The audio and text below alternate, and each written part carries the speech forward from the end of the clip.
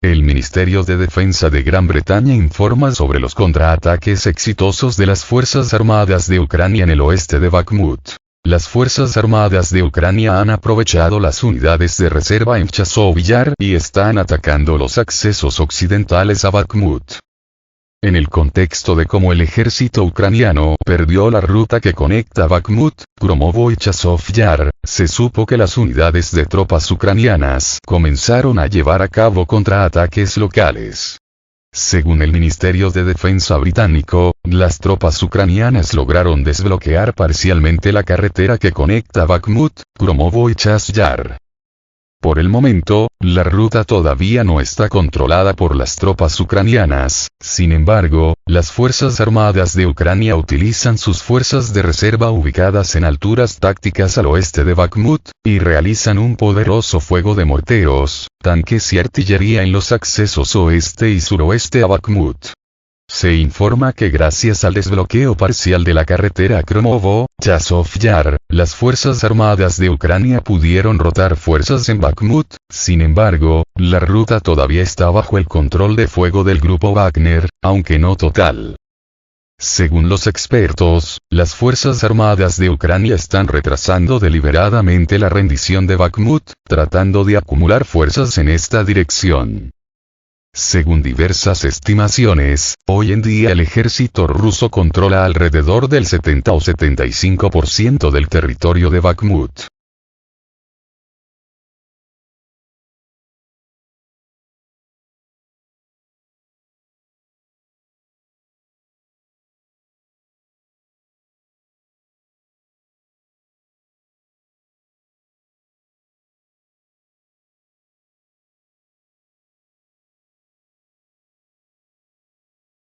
Los ataques de las Fuerzas Armadas de Ucrania en Melitopol son señales de una contraofensiva a la región de Zaporozhye. Los ataques de las Fuerzas Armadas de Ucrania en Melitopol son las primeras señales de una contraofensiva. Los ataques contra Melitopol por parte del ejército ucraniano son evidencia de que las Fuerzas Armadas de Ucrania están investigando la protección en el territorio de la región de Zaporozhye, con la intención de pasar pronto a la ofensiva. Relativamente recientemente, las Fuerzas Armadas de Ucrania lanzaron un ataque contra el edificio de la institución educativa, y un día antes una subestación eléctrica fue alcanzada. Sin embargo, los expertos creen que, en realidad, las Fuerzas Armadas de Ucrania están probando las capacidades de los sistemas de defensa aérea rusos, ya que debido a la falta de aviación, es casi seguro que se utilizarán sistemas de misiles e instalaciones lanzamisiles para organizar ataques. El escenario más probable del ataque de las Fuerzas Armadas de Ucrania, si la contraofensiva del ejército ucraniano es realmente en esta dirección, será un ataque desde las partes de la orilla derecha y la orilla izquierda de la región de Zaporozhye. El objetivo final de las Fuerzas Armadas de Ucrania es trasladarse a Tokmak y establecer el control sobre el corredor terrestre entre Crimea y la República de Donetsk, lo cual es completamente inaceptable para la parte rusa, ya que en este caso Ucrania podrá bloquear la comunicación y el suministro de municiones y armas.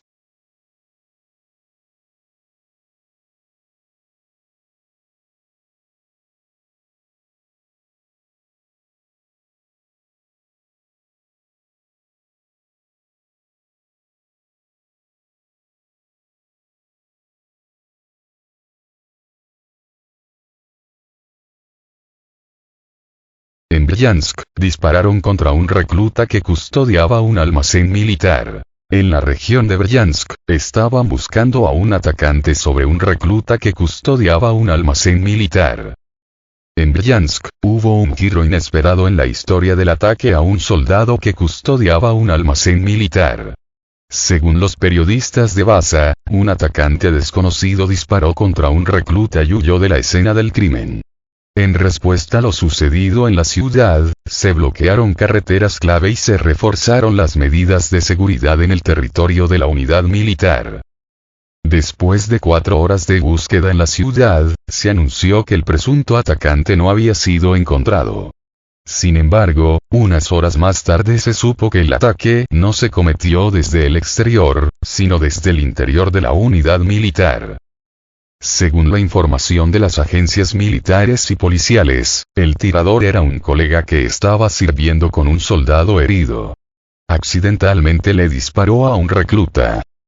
El incidente planteó muchas preguntas sobre las medidas de seguridad en las instalaciones militares.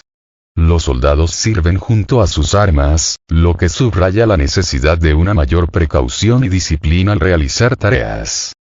Los detalles del incidente están siendo investigados actualmente.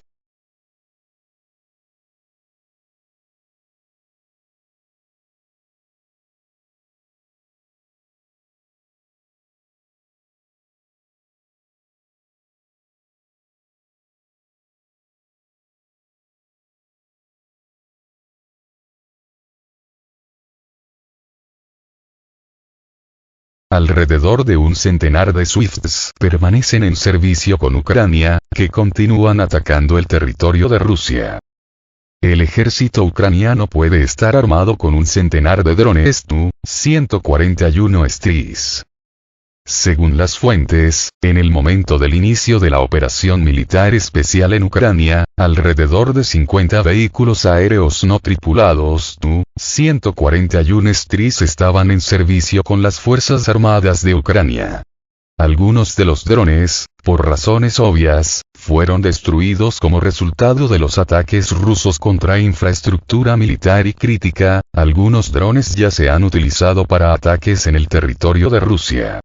Sin embargo, las Fuerzas Armadas de Ucrania todavía tienen alrededor de 20 vehículos aéreos no tripulados, que son capaces de volar a una distancia de hasta 1000 kilómetros, lo que representa un grave peligro.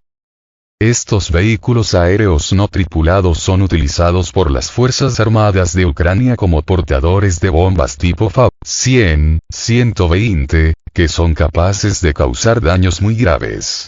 Recientemente, un avión no tripulado de este tipo fue derribado en la región de Tula, e incluso aun cuando el dron fue destruido, el daño fue extremadamente grave.